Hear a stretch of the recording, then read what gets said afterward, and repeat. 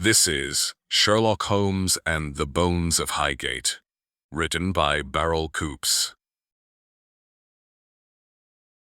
Chapter 1: The Stranger in the Soil. It was a Sunday morning of unusual quiet on Baker Street. The usual clatter of hooves on cobblestone had been dulled by a fine autumnal fog, and even the milkman's cart had passed in near silence. The fireplace glowed in amber tones, and I had for once managed to coax Holmes into a brief domestic peace, or so I believed. He stood by the window with his violin, coaxing long, haunted notes from the instrument, his gaze somewhere far beyond the room, far beyond the city even, as if straining to hear the thoughts of the universe itself. I had learned not to interrupt these moods. I was halfway through my second cup of tea and an article on forensic embalming when a sharp knock broke through the music.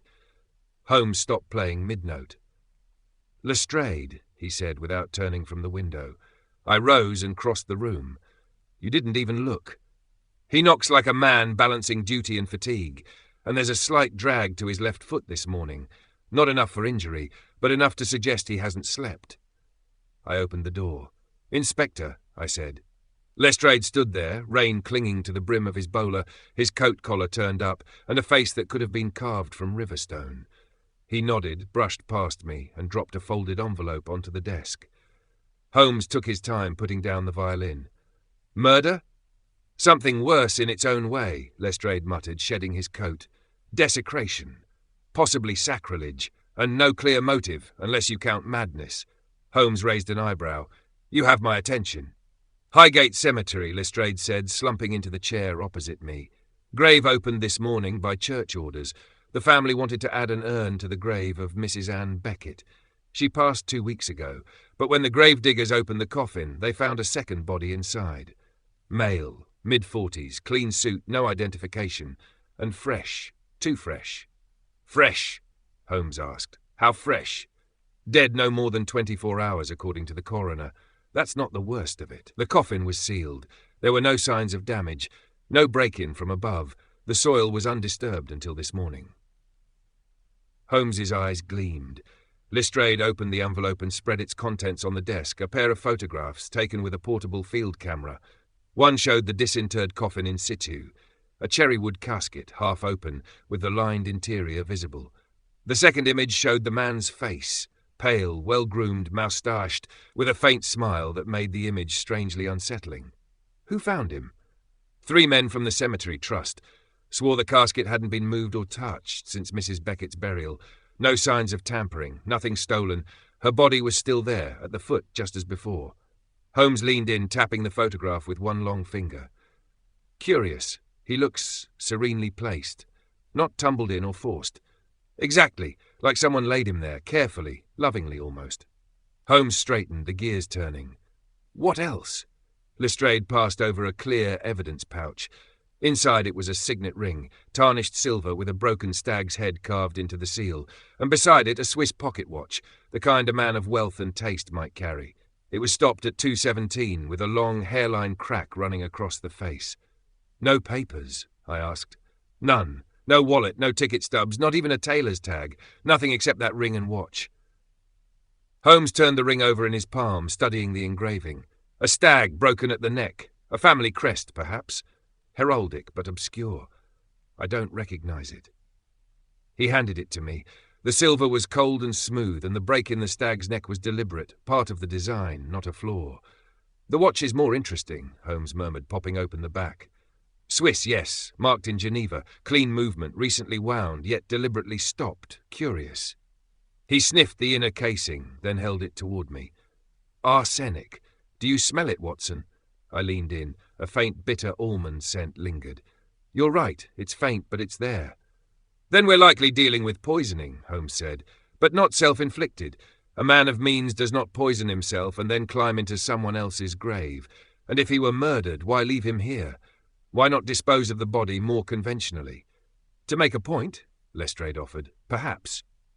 Holmes's tone was non-committal, or to hide him in plain sight. He snapped the watch closed and rose, already reaching for his coat. "Come, Watson.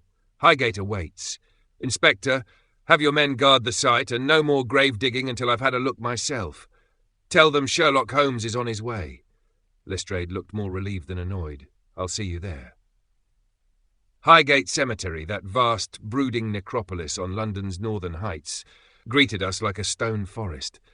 Its crooked headstones rose in rows like jagged teeth draped in ivy and shadow, and the morning fog had thickened into a low-hanging shroud, turning angels and cherubs into mournful silhouettes.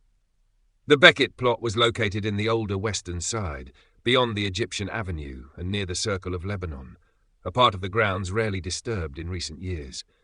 By the time we arrived, 2 constables and a pair of nervous gravediggers stood nearby, smoking and muttering. The grave itself was open, a dark cavity flanked by damp soil and a partially dislodged casket, its lid lifted and propped. The scent of earth and embalming fluid mingled unpleasantly in the air. Holmes crouched without hesitation beside the casket and studied the interior. "Note the positioning," he murmured. "The man lies on his back, arms folded. His jacket is buttoned, boots polished, and no signs of bruising or violence. This was no hurried disposal." He reached inside and examined the fabric lining. No tearing, no soil inside the coffin, which suggests he did not climb in through the grave. "Then how did he get there?" one of the gravediggers asked, incredulous. "That," Holmes said, rising, "is the question." He began inspecting the ground around the grave, trailing back along a few yards of grass and stopping at a nearby headstone, an old, weather-worn marker partially sunken into the earth. Holmes knelt and ran his fingers along the ground. "There's a hollow here," he said. "Feel it, Watson. The soil is compacted but not settled, as though something lies beneath." We began to dig. After a few minutes we struck wood, not coffin wood, but flooring. Holmes cleared more dirt to reveal a rusted iron grate. He smiled faintly. "Gentlemen, we may be standing atop more than just bones and dust. Highgate is riddled with old burial vaults, catacombs sealed and forgotten. It would be quite possible, though difficult, for someone to move between them beneath the surface." He stood. "This wasn't a burial. It was a placement. Our stranger was inserted into this coffin from beneath." "Why?" Lestrade asked. "I can only speculate," Holmes said, "but I suggest we descend into the catacombs before the trail grows colder." A key was retrieved from the groundskeeper's office, and within an hour we stood at the entrance of an old stone vault built into the hillside, a heavy iron door groaning open into darkness. The lanterns flickered as we stepped inside. The air was colder here, and the stone walls seeped with moisture. Alcoves lined the narrow corridors, many holding broken or collapsed coffins, their occupants long returned to dust. Holmes led with quiet certainty, tapping the walls, testing the floor, pausing at a branching passage. Here, in the dust, he knelt again. "Footprints," he said. "2 sets, one heavier, one lighter, both recent, and here, a scrap of cloth." He held up a torn bit of black wool, coat lining perhaps. We continued on until we reached a partially bricked-up arch. Holmes peered through a crack and turned to Lestrade. "Have your men knock this through. There's something on the other side." The constables set to work, and after several minutes of effort, the arch collapsed inward, revealing a small stone chamber with a low ceiling and a makeshift bench. Upon it were scattered pages of parchment, a rusted candlestick, and something that made my breath catch. A chalk drawing on the wall, a crude owl, wings spread, its eyes 2 concentric circles. Holmes approached slowly. "Well," he murmured, "this just became far more interesting than a simple murder." He turned to me. "This, Watson, is not just the work of a madman." Chapter 2, A Man Without a Name. The mortuary at St. Pancras Hospital was a cold and unforgiving place, all echo and tile, and the scent of disinfectant barely covered the deeper, riper smells of chemical preservation and mortality. Holmes seemed to inhale it with relish. We were met at the doors by Dr. Mortlake, the hospital's consulting pathologist, a dour man with a greying beard and fingers stained permanently with iodine. He led us wordlessly through the tiled corridor, past shrouded bodies on wheeled stretchers, until we reached a private examination room in the rear. The corpse had already been prepared for us, cleansed, combed, and arranged with clinical detachment. It lay under a harsh white gas lamp, casting shadows deep into the eye sockets, where faint traces of livid bruising still remained. The man might have been asleep, were it not for the stillness of the lips, the slight sag to the features, and the peculiar absence of tension in the hands. Holmes studied the face for a long while before speaking. well-nourished, mid-40s, soft aristocratic features, but not untested by life. And the beard is recent, perhaps grown to disguise something. I moved to the feet and began the standard medical examination. No signs of edema, clean toenails, no needle marks. His body is in excellent condition for someone deceased, and yet, see here, I turned back the sleeve to show a slight series of raised welts on the inside of the forearm. Scarring, I said, old, healed, possibly typhus or a burn of some kind. Not enough to kill, but notable. Holmes moved to the hands. Calluses here, he murmured between the third and fourth finger, not rough like a labourer's, but precise, as though he held a pen or foil regularly, fencing perhaps, or correspondence. Dr. Mortlake cleared his throat and handed over a tray. Effects found with the body. Holmes looked them over. The signet ring we saw yesterday, he said, and the Swiss watch. He took the ring first, slipping a jeweller's loop over his eye and turning it under the light. The stag's head gleamed faintly in the sterile glow, its neck deliberately bisected by the carver's tool. I still don't recognize the crest, he murmured, but the workmanship is old, late Georgian, I'd wager. The break in the stag's neck may signify exile or disgrace in heraldic terms, though it's an unusual design. He handed it to me and took the watch. A fine piece, he said. Swiss-made, gold casing. No maker's initials, which is odd. Most Swiss horologists are prideful of their craft. He twisted the backplate open, then frowned. Ah, Watson, look at this. Nestled behind the backplate, beneath the mechanism, was a false compartment, a delicate spring-loaded pocket one might never discover unless actively searching for it. Inside, a tightly folded square of ivory-coloured paper. Holmes delicately teased it open with a pair of forceps. The ink had faded somewhat, but the words were still legible. Open quote, "Where the pale flame never dies." Close quote. Holmes read it twice, then passed it to me. A reference to a poem? I suggested. Possibly, Holmes said, or a society. A code. A philosophy. It has the scent of theatricality. Whoever wrote it wanted it found, but not easily. Dr. Mortlake cleared his throat again. There's something else. He gestured for us to follow and opened a small side cupboard. From within he retrieved a plain wooden tray. On it sat a shallow glass dish, and in the dish a residue, greenish-white, crystalline like fine salt. Residue collected from the lining of the coat, he said, mostly inside the lapel and collar. My preliminary analysis suggests arsenic trioxide, quite pure. Holmes leaned in, nodding. Not the coarse variety one might use on rats. This is laboratory refined, possibly apothecary grade. Indeed, Mortlake said. And absorbed dermally over hours, I'd guess. A slow, meticulous application. Deliberate. Watson moved back to the corpse. And yet there are no obvious entry wounds, no facial discoloration. If he died of poisoning, it was subtle. Holmes's brow furrowed. And theatrical, the kind of death a man chooses if he wants to die a symbol, not just a body. But again, why conceal him? Why place him in an old woman's coffin beneath the earth? Why hide a message in plain sight? He turned to me suddenly. We need a crest reference, he said. Send Billy to the College of Arms. Have him find any record of a stag's head, especially one marked or broken. I'll write the note at once, I said, taking out my pencil. Holmes's gaze didn't leave the body. He's not just someone. He's someone who wanted to disappear and yet still be found. By the time we returned to Baker Street, the day had turned to a grim drizzle. The fog had lifted somewhat but left a grey pallor over everything, a London afternoon of such melancholy hue it might have been pulled from a Turner sketchbook.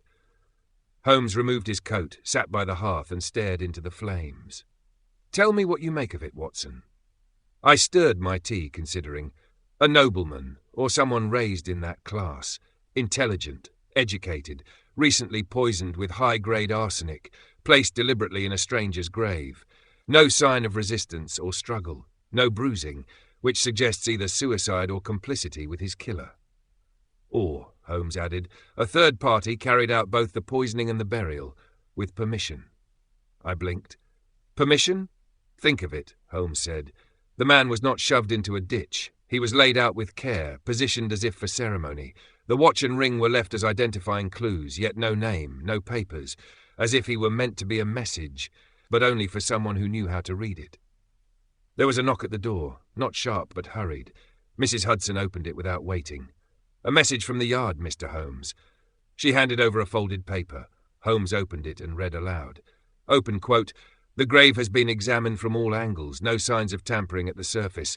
Coffin was undisturbed until opened. Soil structure intact. Entry was made from below. Tunnel suspected. Lestrade," close quote. Holmes smiled. "Exactly as I hoped." I raised a brow. "You're enjoying this." "I am intrigued," he corrected. "It has all the elements I admire: secrecy, symbolism, and subterranean engineering. And danger? Always." That evening, while Holmes smoked and read over a volume on secret societies of the previous century, I took time to write a few clinical notes regarding the dead man's condition. The scarring on the forearms puzzled me. It wasn't typical of disease, more like the edge of shackles or heated wire. A wound repeated over time, inflicted or self-inflicted. Then there was the phrase, "where the pale flame never dies." It lingered in the mind like an echo of something half-remembered. I searched my bookshelves but found no match in poetry or prose. Holmes, meanwhile, had made progress. "The College of Arms is sending over a reference book tomorrow," he said, "but in the meantime I remembered something." He retrieved a newspaper clipping from the file drawer, yellowed with a jagged edge. "March 1867, he said. "The death of one Edric Langley, brother to Lord Ambrose Langley of Highgate. Vanished under mysterious circumstances. His coat of arms included a stag, not broken but with a missing antler. The article speculates family dishonour, possibly linked to the Nocturnum Society, a disbanded private club involved in certain occultist performances." "Occult?" I frowned. "Not spiritualism in the table-rapping sense," Holmes said. "More the theatrical masquerade of death. Cloaks, candles, poetry, mock rites of passage, designed to provoke, not conjure." "And you think our man was one of them?" "I think," Holmes said, staring into the fire, "he may have been the last." Chapter 3. The Hollow Beneath. Evening fell like a velvet curtain drawn over the city, and by the time we returned to Highgate Cemetery, the sun had long dipped below the horizon, leaving the sky bruised with shades of iron blue and clotted grey. Fog clung to the wrought-iron fences and coiled like smoke around the crooked graves. Holmes, lantern in hand, strode ahead of us with the determination of a man chasing down a ghost. "I find it fitting," he said as we passed through the iron gate, "that those who seek to vanish often do so in the very place meant to hold them forever. A cemetery is not merely a resting place, Watson. It is a vault of secrets. And this one, I believe, is ready to speak." Lestrade followed behind, coat collar turned up, revolver holstered at his hip. He had brought 2 constables again, young lads with pale faces and no appetite for what lay beneath their boots. One of them made the sign of the cross as we passed an angel missing its head. The Beckett grave had been left open, the casket now temporarily sealed and placed under a canvas tarp. The scent of disturbed earth lingered, sweet and loamy, tinged with something metallic. Holmes crouched at the edge of the grave, his gaze sweeping the soil. "Observe, Watson," he said softly. "Do you see the soil here? Slightly darker than the rest, not yet settled." I stepped closer and knelt beside him. He pointed with his walking stick. "The surrounding grave has settled in a gentle taper, but here, just beneath the lip, there is compression, as if something passed upward, not downward. And here, see the hairline cracks in the root systems, torn, not cut." Lestrade peered over our shoulders. "You think they came up through the earth?" "I'm certain of it," Holmes said. "Someone created a path from below. Not recently, but recently enough. The soil has not resettled properly. The tunnel must have passed near or beneath this point." He stood, eyes scanning the surrounding grave markers like a soldier hunting for landmines. "What we need is the entry point. Follow the trees. Roots often betray hidden cavities." We moved deeper into the older quarter of the cemetery, beyond the Circle of Lebanon, past mausoleums flanked by carved sphinxes, and into a section so overgrown it seemed untouched by decades. We passed under ivy-choked arches and beneath rusting gas lamps long extinguished. The lantern Holmes carried cast flickering shadows across the cracked stone. Then he stopped. At the base of an ancient cedar, gnarled and enormous, the earth had slumped slightly inward. Ivy spilled down its side in a thick curtain. Holmes dropped to his knees and pulled the ivy aside. There, beneath moss and tangled root, was the outline of a metal grate. He scraped at the edges with his cane. Iron, cast, very old, perhaps Georgian, The hinges are nearly rusted through, but the centre is worn, meaning someone's moved it recently. Together, we cleared away the remaining debris, and Lestrade called the constables to help lift it. With a metallic groan, the grate opened like a rotten jaw, revealing a narrow stone stair that descended into darkness. The air that rose up to meet us was cold, wet, and chemical. A stagnant draught tinged faintly with mould and something sharper, something bitter. Holmes inhaled. "Arsenic," he said again. "Not overwhelming, but unmistakable." "I don't like this," Lestrade muttered. "Feels like we're about to wake something." Holmes lit a second lantern and passed it to me. "We are merely listening," he replied. "If it wakes, it does so of its own accord." The stairs descended deeper than I expected, 15, 20 feet, then opened into a vaulted chamber, built from stone long darkened by age and dripping moisture.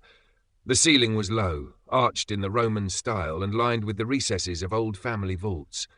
There were names etched into the stone above some of the niches: Barnaby, Peregrine, Alcott, worn near to illegibility. Others had collapsed entirely, spilling fragments of coffins and bone across the damp floor. Holmes moved carefully, examining each alcove with an almost reverent caution. "This tunnel was sealed long ago," he murmured, "and yet someone remembered it." I trailed behind, stepping carefully to avoid shattered marble and debris. The further we moved in, the more oppressive the air became. We passed a pair of rusted burial trolleys, one still holding a cracked sarcophagus lid. And then we reached the far wall, and something altogether different. A door, stone-framed and inset with wrought-iron bars, lay ajar. Holmes pressed it open and stepped into a side chamber. His lantern flared, revealing a narrow crypt with a makeshift bench built from a pair of old casket boards. Upon it were tools: a trowel, a small chisel, a dark lantern with a cracked lens, and scattered pages of parchment, some bearing what looked like Latin incantations or ritual markings. But what arrested our attention was what lay upon the far wall. A chalk drawing, faded but clear in intent. An owl, stylized primitive, its wings outstretched, its eyes drawn as two concentric circles. It loomed over the room like a sentinel, staring into eternity. Holmes said nothing for a moment. Then he stepped forward and ran his hand along the lower edge of the wall. "Fresh chalk," he murmured. "Some of this has been redrawn, recently." Lestrade exhaled through his teeth. "I've seen that before, once, years ago. Back when I was constable near Richmond. It was on a cellar wall, after a so-called spiritualist gathering that ended with a man hanged and a woman vanished. We thought it was just drunken symbolism." "It's not drunken," Holmes said. "It's deliberate." I approached the bench. The parchment was aged but not brittle. A few were newer, torn from notebooks, the edges uneven. And there, half hidden beneath a sheet, I saw something else. A glove, black, leather, slim and well-fitted. I lifted it. "Left hand, no label." Holmes glanced over, his eyes sharp. "Check the lining." I turned it inside out carefully. Faint embroidery, the initials VL. Holmes's eyes narrowed. "VL," he repeated softly. "Our dead man's initials or another's?" Lestrade knelt to examine the floor. "Footprints," he said, "small ones, could be a woman's." Holmes remained at the chalk drawing. He touched the outline gently. "Do you know what owls symbolize, Watson?" "Wisdom," I said, "traditionally. In some traditions, yes. In others, death, guardianship, and the underworld.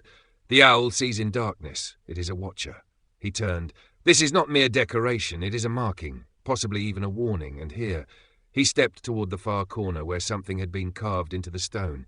Just a few words, nearly lost to time. Open quote, "Quieta non movere," close quote. Latin, I translated, "Disturb not the quiet." Holmes nodded once, and yet someone did. We spent another 20 minutes in the chamber, cataloguing what we could and marking the items for retrieval. Holmes took rubbings of the parchment text and carefully folded the glove into an evidence pouch. The constables were clearly unsettled, and even Lestrade had grown visibly pale. When we finally emerged, the fog had thickened. The air outside seemed fresher by comparison, but no less eerie. A single owl hooted in the trees above us, and I saw Holmes glance up at the sound. We made our way back to the main path in silence. Only once did Holmes speak, as we passed the stone archway near the Egyptian Avenue. "I've seen that chalk owl once before," he said quietly. I looked at him. "Where?" He didn't answer. Chapter 4, A Club for the Dead. The morning after our descent into the crypt passed with a strange quietude. Even Baker Street seemed subdued, as though the fog that had followed us from Highgate had crept invisibly through the gaslit veins of London and taken residence in the corners of Holmes's flat. Holmes said little. He smoked incessantly, sitting cross-legged on the hearthrug, the chalk owl symbol reproduced in dark ink upon a sheet of foolscap on the floor before him.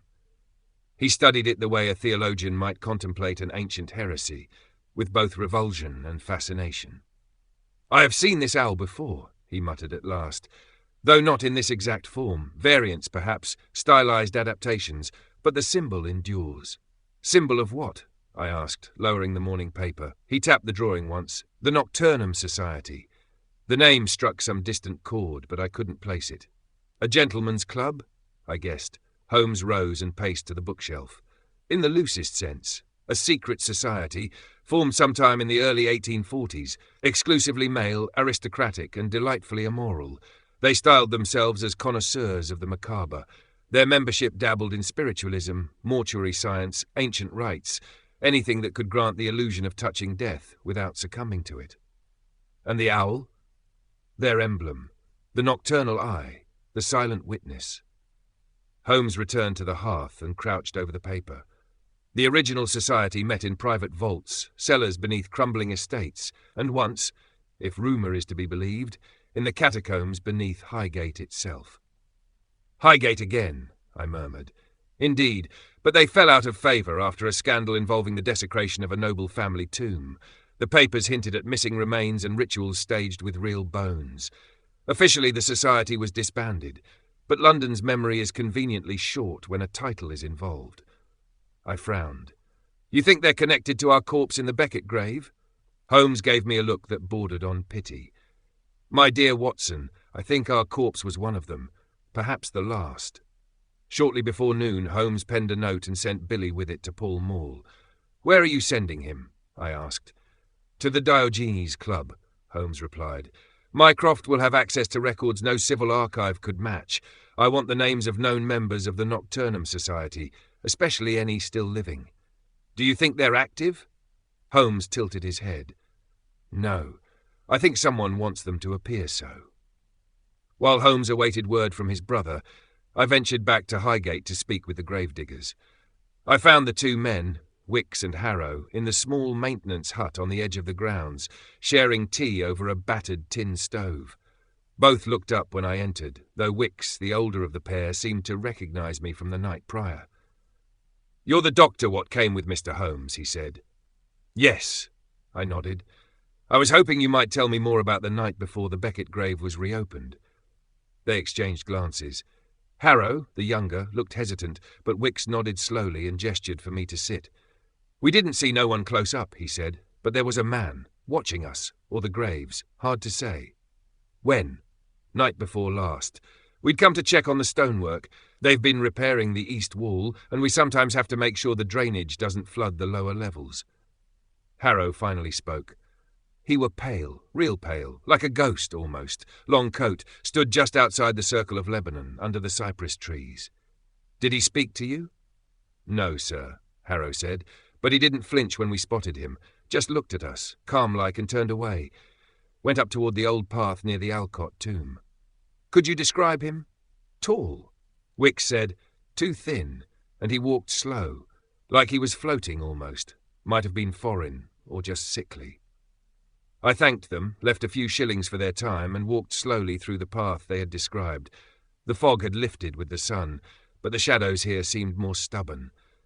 The old cypress trees whispered overhead in the breeze, and I imagined the pale figure standing silently among them, watching, waiting. Back at Baker Street, Holmes had returned to the violin. He played a low, trembling note that seemed to vibrate through the very floorboards, then stopped when I entered. "Well?" "They saw him," I said, "the night before the discovery. Pale man in a long coat. Said he moved like a ghost." Holmes smiled grimly.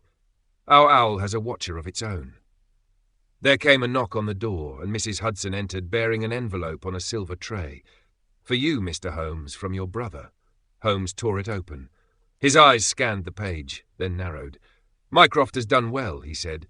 He's located a ledger, discreetly kept in the Foreign Office archives, which lists confirmed members of the Nocturnum Society as of 1849. He handed the paper to me. There were only 7 names. One stood out at once. Lord Ambrose Langley. Langley, I said. That's the family from the newspaper clipping. The brother who vanished? The same, Holmes said. Ambrose Langley, eccentric, private, once an art patron, now almost entirely forgotten. He owns, or once owned, Langley House, which sits on the southern ridge above Highgate. The brother, Edric Langley, disappeared in 1867 under strange circumstances. No remains were ever found. Do you think— I think, Holmes interrupted, that we must pay a visit to Langley House. Chapter 5. Lord Langley's Secret. Langley House stood apart from the rest of Highgate as though time had cast it out and left it to wither in exile. From the outside, it was a hulking silhouette of Georgian masonry, dignified once, no doubt, but now mottled with moss and shadow. Ivy strangled the chimneys, and all the shutters save one were closed against the world. A brass plaque, dulled to near obscurity, bore the family crest, a full stag rampant, intact. A far cry from the broken-necked emblem on the dead man's ring.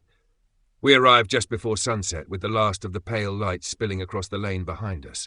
Holmes, never one to be deterred by a locked gate or the disapproving eye of tradition, strode directly to the door and knocked thrice with the knob of his cane. It was opened not by a butler, but by a valet, younger than expected, with watery eyes and a moustache that looked nervous to be on his lip.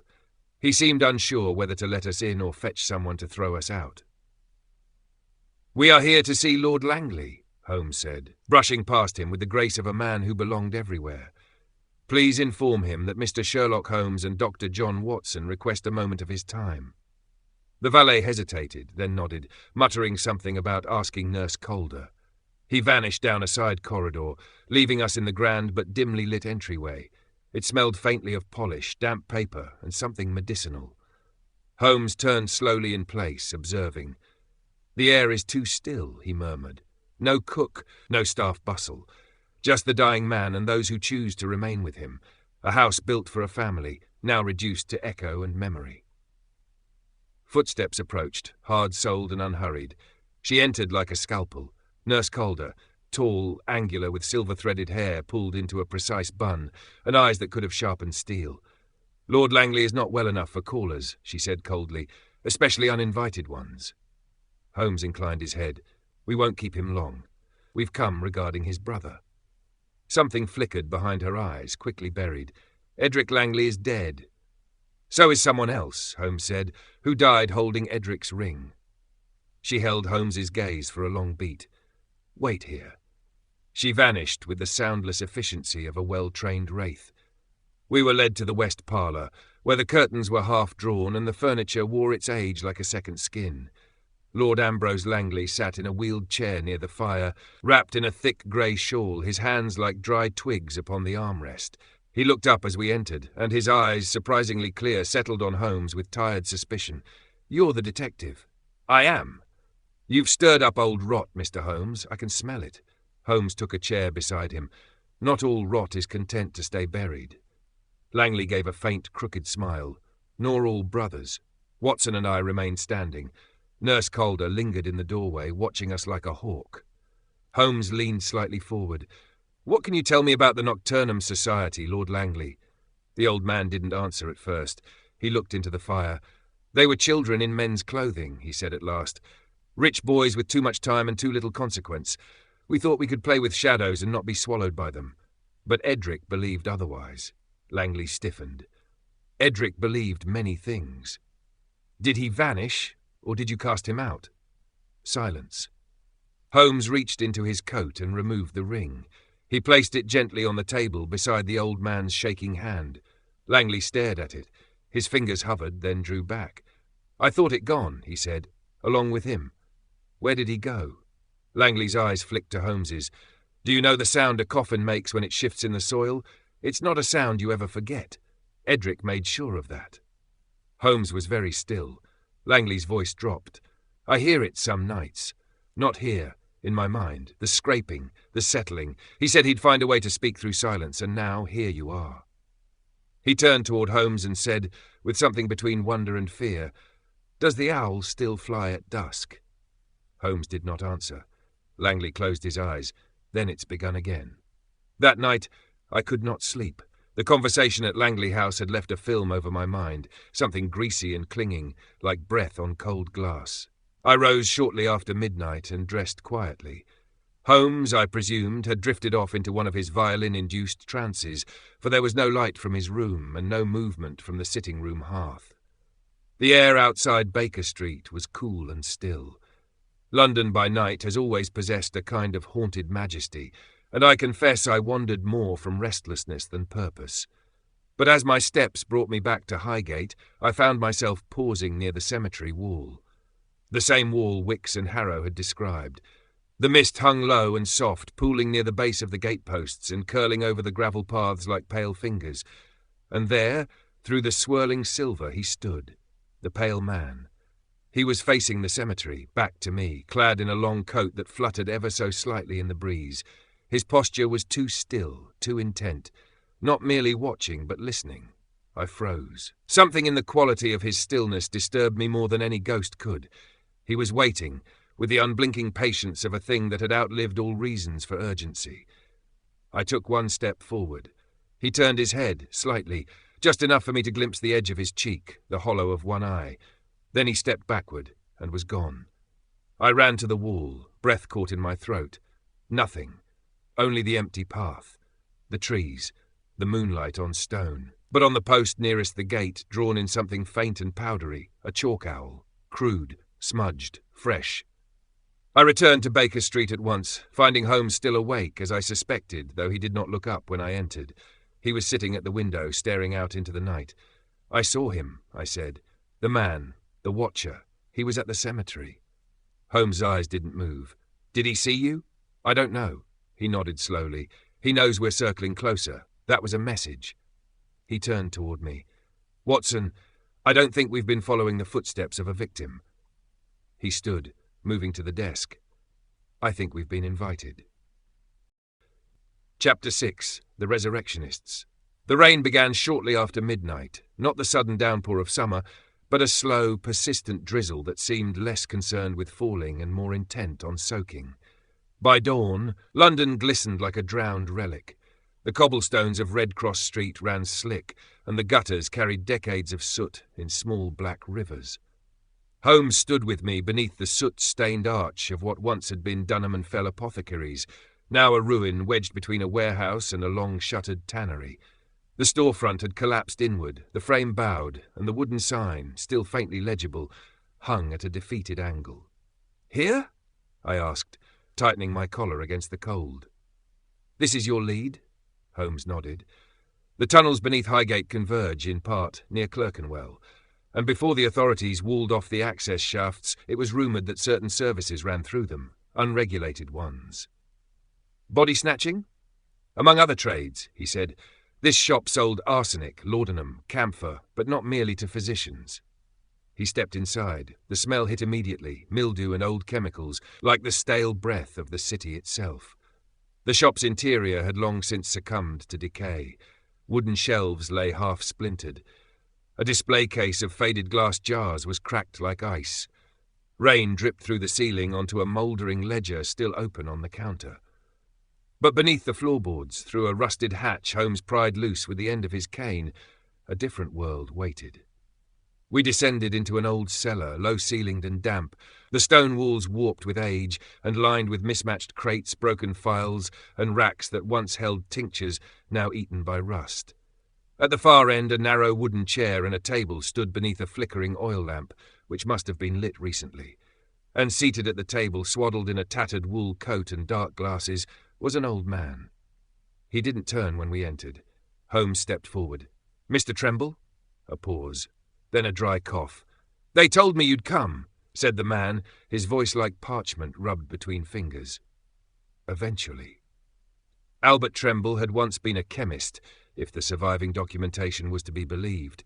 But in truth, Holmes said, he had been something else entirely, an arranger, of a kind that the newspapers liked to call resurrectionists, though their work had extended far beyond mere grave robbing. Holmes placed the signet ring on the table between them. Tremble didn't reach for it, didn't need to. "I remember that one," he said softly. "Langley, the younger one, pretty voice, always paid in coin, not favours. You sold him poison?" Holmes asked. Tremble chuckled, dry and brittle. "We didn't just sell, Mr. Holmes. We tailored. A gentleman wants a discreet powder for a dowager aunt. That's one kind of order. But if he wants a story, a body that matches the lie he's prepared to tell, that's something else." He turned his head toward us. "Sometimes a man didn't want a corpse removed. He wanted one added." Watson exhaled slowly. "What are you saying?" "People think we dug up cadavers," Tremble said. "And we did. But more than that, we built them. Composite fakes, staged burials, paid-off coroners. If you could afford the right mask and the right moment, we'd even find you a priest." Holmes's voice was low. "So Edric Langley came to you?" Tremble nodded. 30 years ago. Wanted a man made up, one who resembled himself closely. Close enough for a viewing, but not so close he couldn't vanish in the confusion. A body double. Precisely. Where did you get the original? Don't ask questions you've no wish to answer, Mr. Holmes. A silence fell, thick and uneasy. Holmes leaned forward. "And now? Now there's a second body, placed inside an occupied coffin in Highgate. He wore this ring. Someone wanted us to believe it was Edric, or his legacy.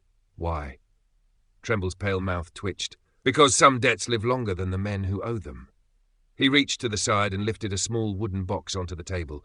"I kept this for the day someone asked." Holmes opened it.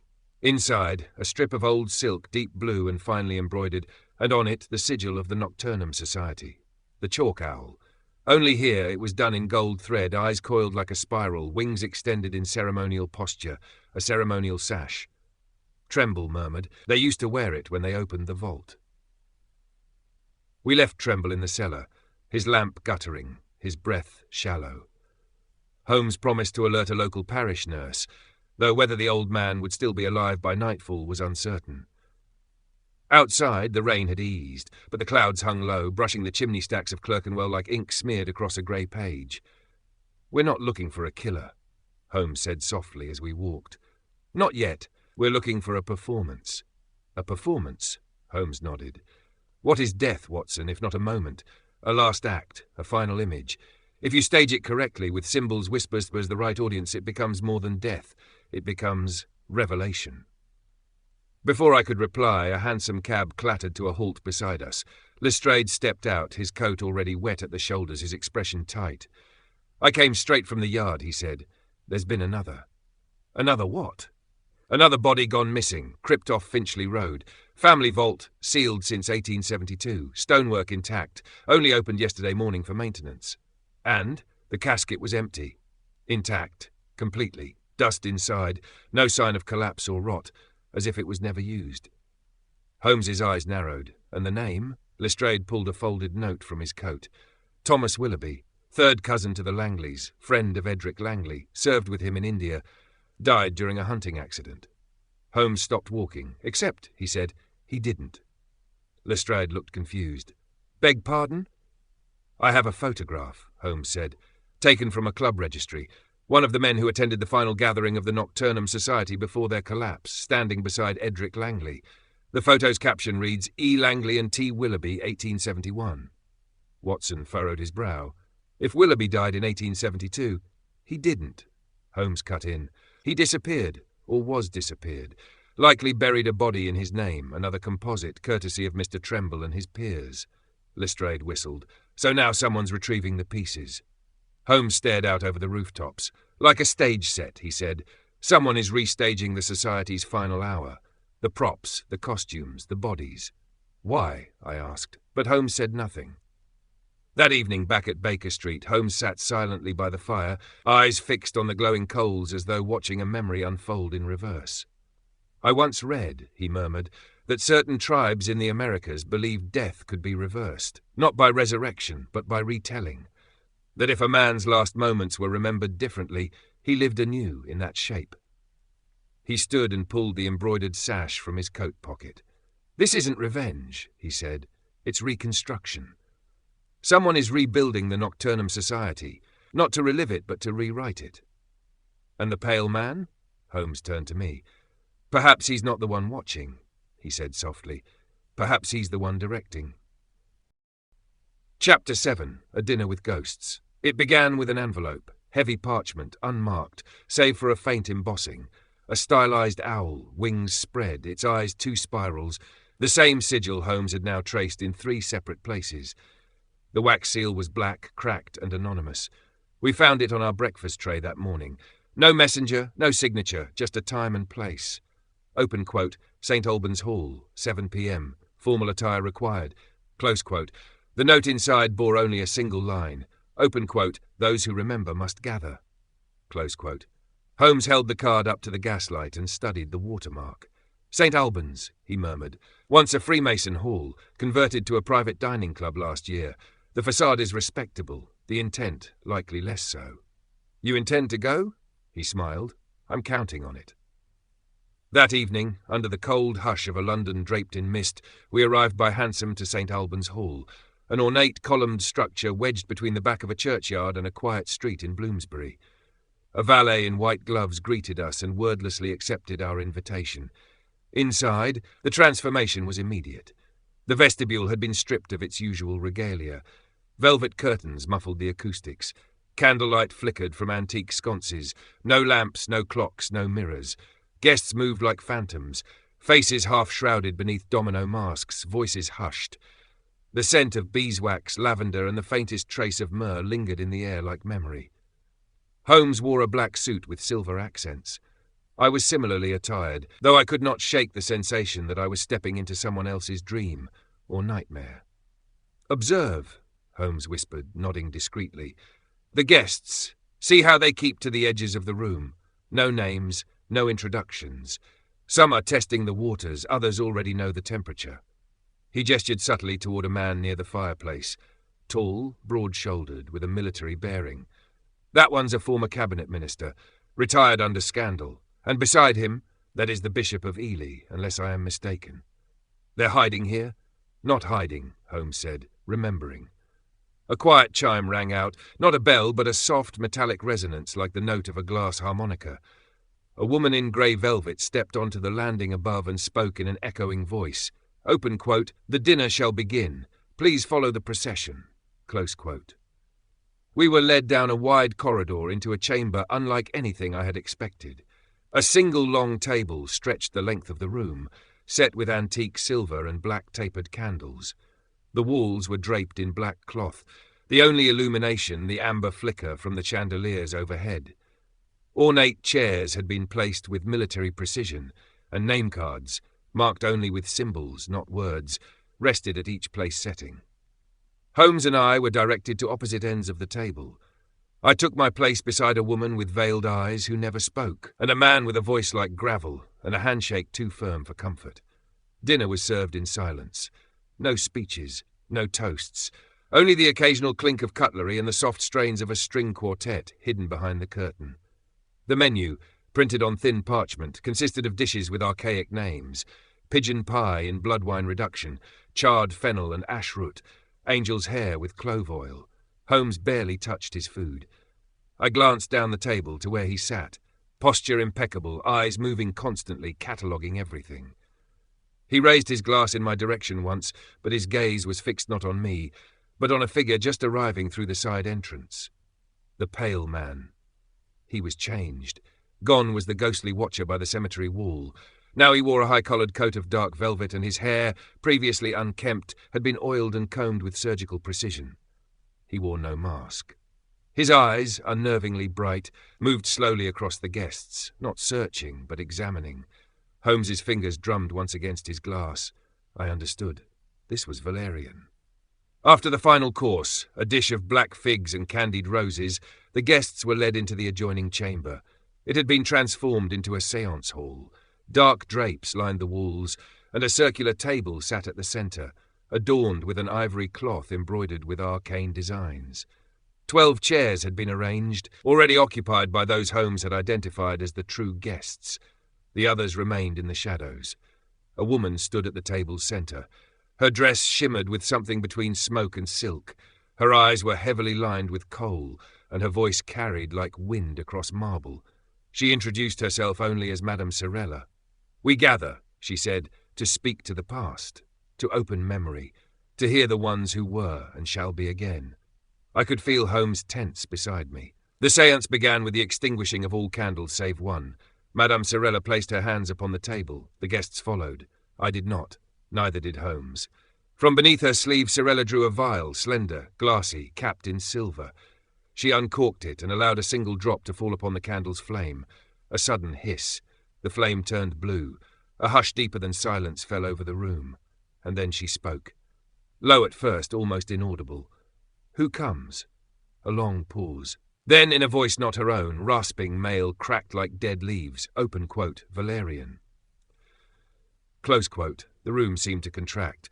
One of the masked guests recoiled. Sorella's body trembled violently, her eyes rolling back. Holmes moved forward slightly, eyes never leaving the man in the velvet coat, the pale figure now motionless at the far end of the room.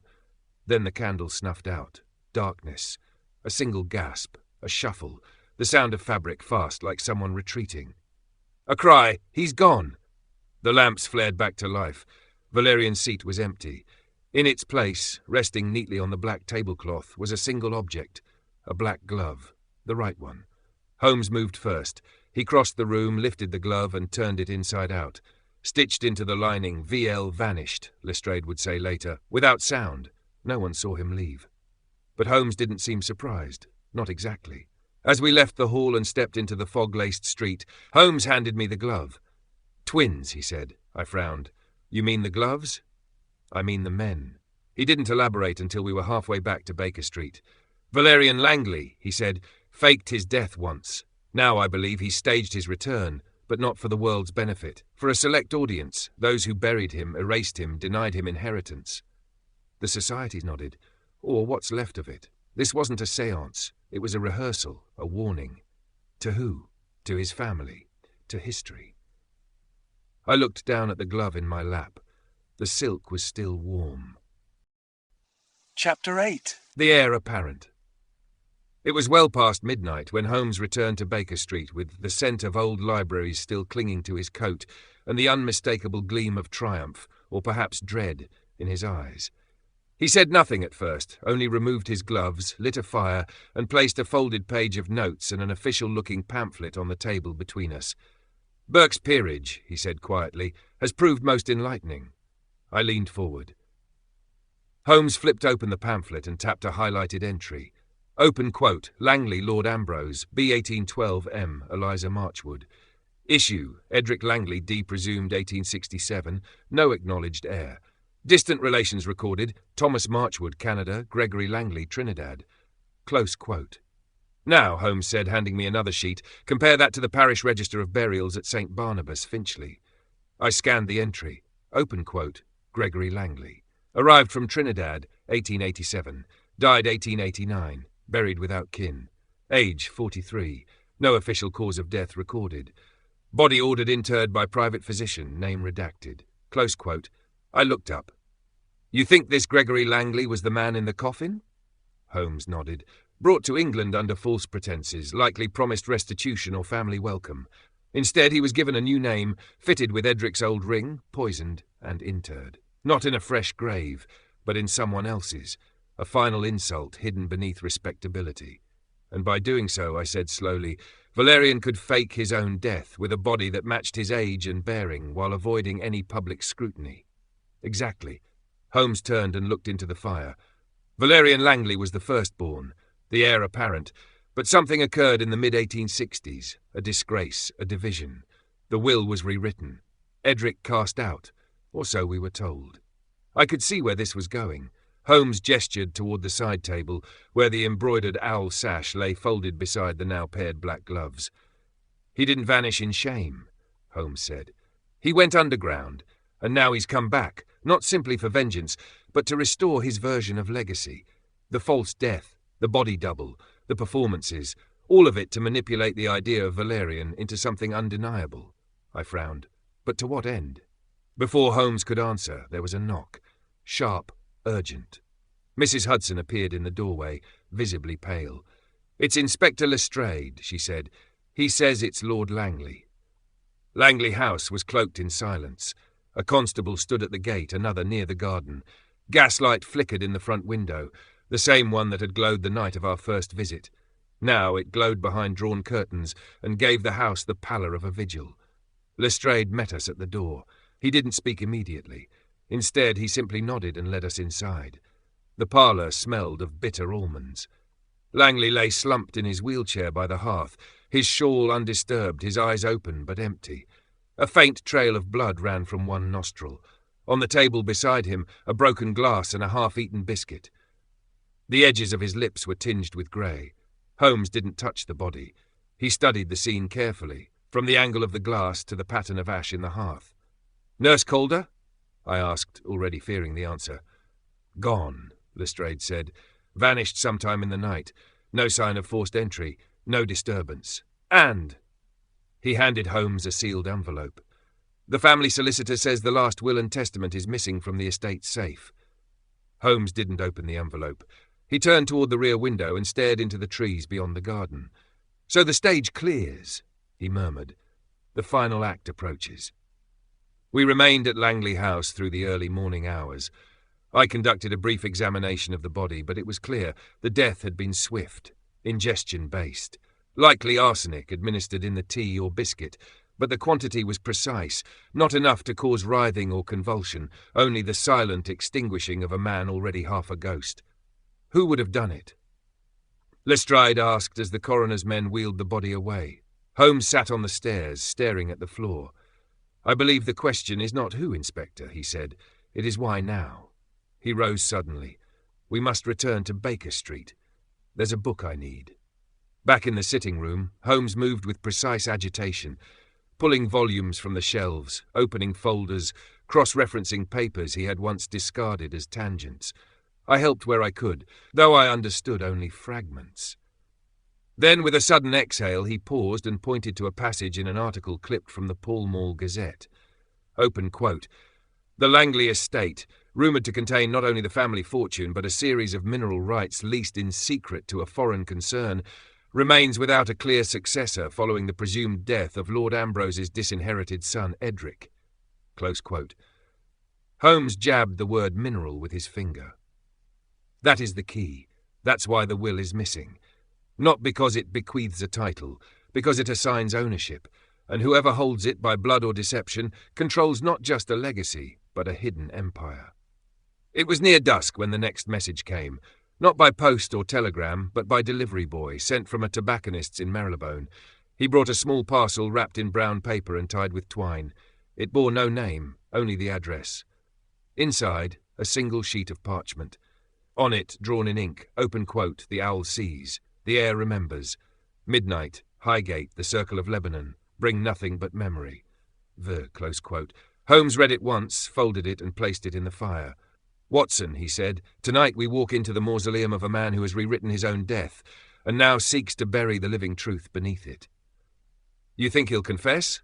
I said. "He'll try to replace it." Chapter 9. Down Among the Bones. Fog hung thick over London, a milk-grey curtain that stilled the air and quieted the streets as though the city itself were holding its breath. By the time we arrived at Highgate, the gates were already open. A single constable, lantern in hand, stood beside the latch gate with a grim expression and red-rimmed eyes. "He's inside, sir," he muttered. Didn't resist, just said, "You'd come eventually." Holmes offered no reply, only nodded once and stepped forward into the cemetery's mouth. Lestrade followed, his coat buttoned tight against the damp. I brought up the rear, revolver holstered beneath my frock coat, though I sincerely hoped it would remain there. We passed beneath archways of tangled yew, over cracked flagstones, and down the winding steps toward the older tombs, a portion of the cemetery where the ground had long since ceased to yield to shovels. Here the dead had learned to rest without permission. By the time we reached the base of the Circle of Lebanon, even the air had changed, colder, staler, more intimate, as though the darkness were listening. The crypt's stone door was ajar. Inside, a half-dozen candles flickered against soot-darkened walls, casting their light over objects that had no business being there. A child's silver rattle, a pocket watch split open like a locket, funeral masks carved from mother-of-pearl painted black, dozens of them. They hung on hooks, rested on shelves, stared out from cracks, each one a face erased. and in the centre of the room, surrounded by boxes marked with names long since worn away, stood Valerian Langley. He did not flinch when we entered. He wore the same embroidered coat from the séance, its high collar drawn tightly around his throat, the broken stag gleaming faintly in silver thread. Beside him was a low bench upon which sat a leather-bound book, a silver flask, and a framed portrait. The face in the painting was unmistakably Lord Ambrose, younger, unwrinkled, and flanked by two boys. One held a cricket bat, the other an owl-shaped mask. "You're late," Valerian said. Holmes stepped forward. "Not late, just reluctant." Valerian smiled, a small, fractured thing. "I assume you've come for some final confession," he said, gesturing to the crypt. "Well, here it is, everything. My theatre of bones." He swept a hand around the chamber. "These are the trappings of my erased life. The society that exiled me, the father who cursed my name, the world that built a tomb around me while I still breathed." His voice dropped. "So I chose to inhabit it." Holmes said nothing. Lestrade shifted uneasily. The constable muttered something under his breath. Valerian's hand moved to the flask. He unscrewed the cap. "Don't," Holmes said calmly. "You've made yourself a ghost already. Don't become one in truth." Valerian's eyes locked onto his. "There is no truth left, Mr. Holmes," he whispered. "Only stories, the ones we leave behind, and I would rather leave a myth than a trial." He raised the flask. In a single motion, Holmes strode forward, knocking it from his hand. The flask clattered to the floor, spilling its contents into the dust, and the distinct, acrid scent of arsenic filled the room. Valerian reeled, off balance. Holmes grabbed him by the coat, slamming him against the wall. "No more vanishing tricks," he said coldly. "No more graves dug in secret." "I have nothing left to lose. You never did!"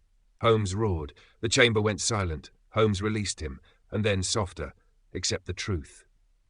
Valerian sank to the floor, coughing, shoulders shaking. Watson and Lestrade exchanged glances. Holmes turned to the bench. The leather-bound book caught his eye, a diary. He flipped it open. Inside were journal entries in two hands.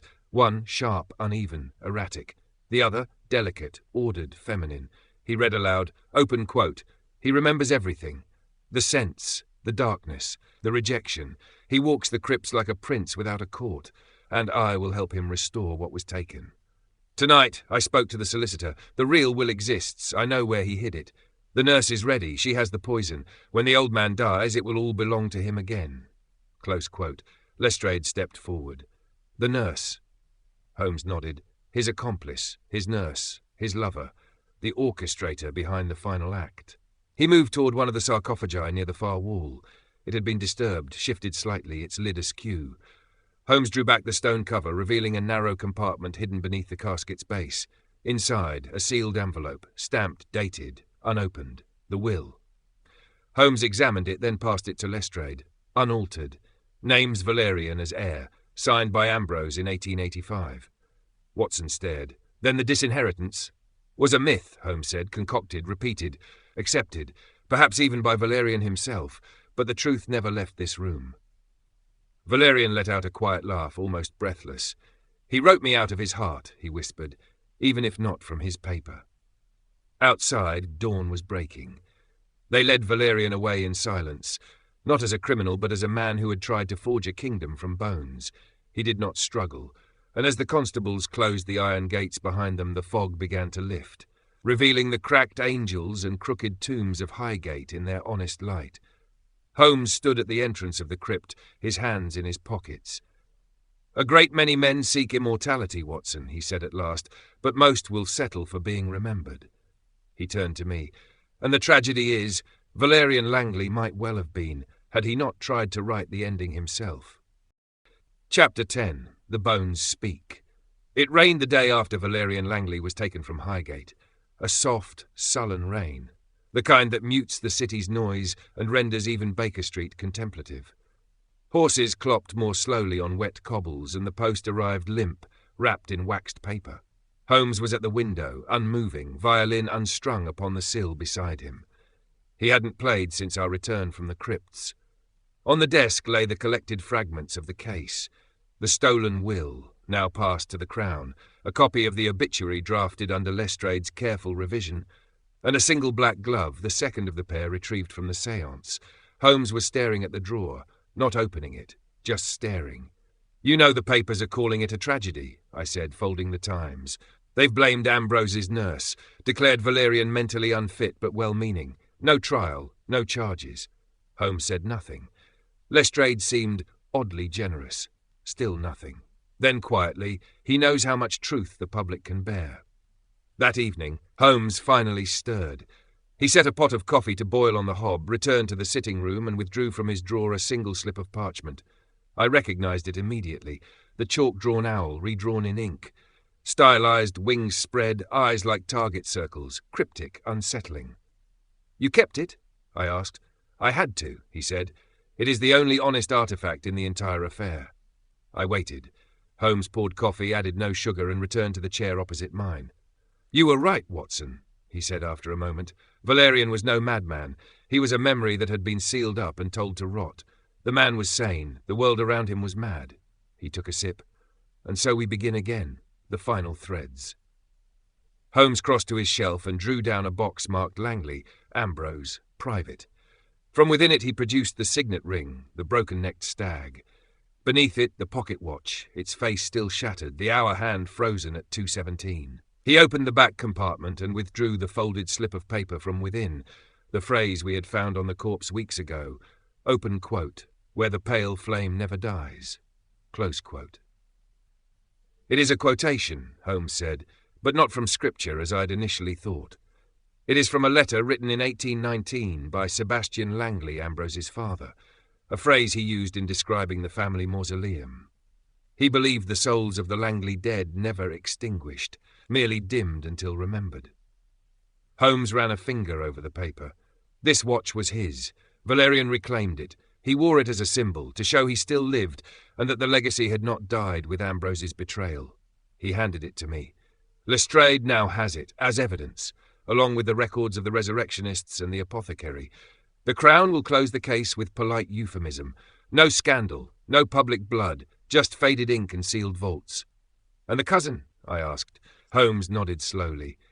"Gregory Langley, an innocent, killed to make the lie believable, planted in someone else's grave, a man reduced to a tool, then forgotten." He opened the drawer again and set down a photograph, 3 boys, taken sometime in the 1850s, one unmistakably Ambrose, one the same haunted features we had seen in Valerian's face, the third, darker, foreign, smiling without knowing what it cost.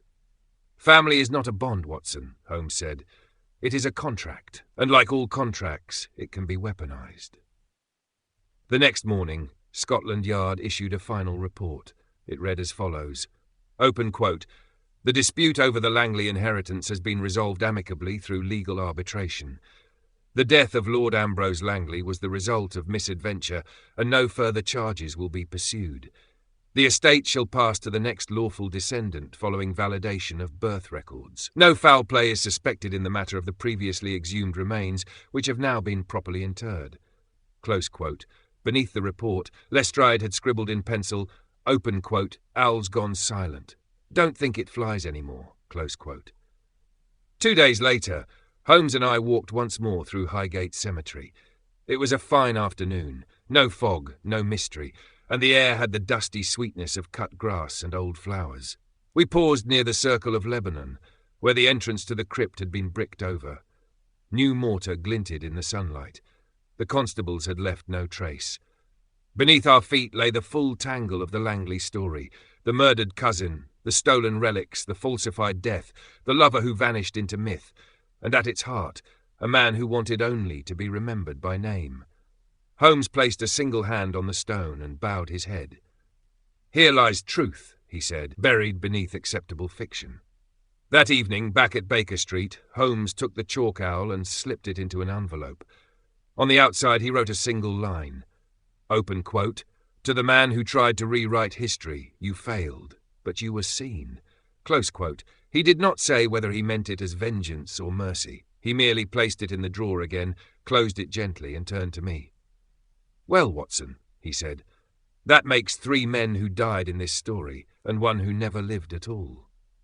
This was Sherlock Holmes and the Bones of Highgate, written by Beryl Coops.